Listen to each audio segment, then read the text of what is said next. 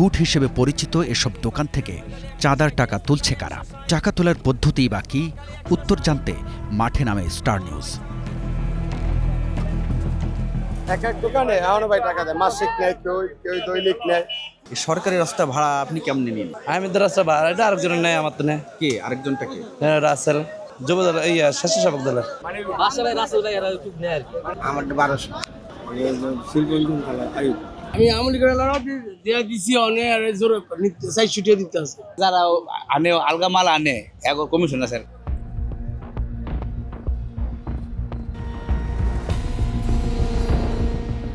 গোপন ক্যামেরায় চলে দৃশ্য ধারণ। অবশেষে মিলেও গেল সেই কাঙ্ক্ষিত ছবি। কিসের টাকা উঠাচ্ছেন? আরতের টাকা উঠাইতেছে। আপনি দেখবেন কিসের টাকা উঠাই দোকানদারি করে। এই টাকা কেনে ভারতের কিসের টাকা বলেন? পলিথিনের টাকায় পলিথিন দিয়ে দেন, পলিথিনের টাকা। এটা সুবিধা সবার নেয়, আমরা তারা মানুষ কিছু কইতে পারি না। কি পরিচয় দেয়? বিএনপি দল করে। কারওয়ান বাজারে চাঁদাবাজির আরও কিছু বাস্তব চিত্র উঠে এসেছে স্টার নিউজের অনুসন্ধানে। ইত্তেফাক গলির সামনের পাশের সড়ক। টমেটো ব্যবসায়ীর কাছ থেকে টাকা নিচ্ছেন এই ব্যক্তি। এটা কিসের টাকা নিচ্ছেন? ভাড়ার টাকা দেয়। ও ভাড়ার টাকা কত? 700। ভাড়াটা কাকে দিতে হয়?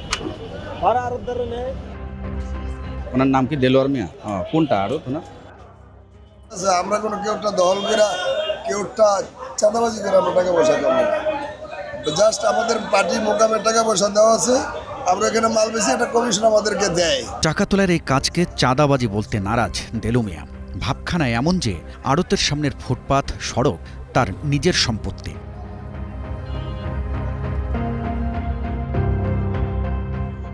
অন্যান্য আড়তদারও একই প্রক্রিয়ায় দোকান বসিয়ে টাকা তুলছেন। সরকারি জায়গার ভাড়া নেওয়াটা কি বৈধ? না, না বৈধ না। তাহলে আপনি নিচ্ছেন কেন? আমি ব্যবসা করতেছি, সবাই যেরকম ব্যবসা করতেছে আমিও ব্যবসা করতেছি। কারওয়ান বাজারের ফুটপাত সড়কে চাঁদাবাজির ব্যাপকতা একটি পরিসংখ্যান দিয়ে বোঝানো দরকার।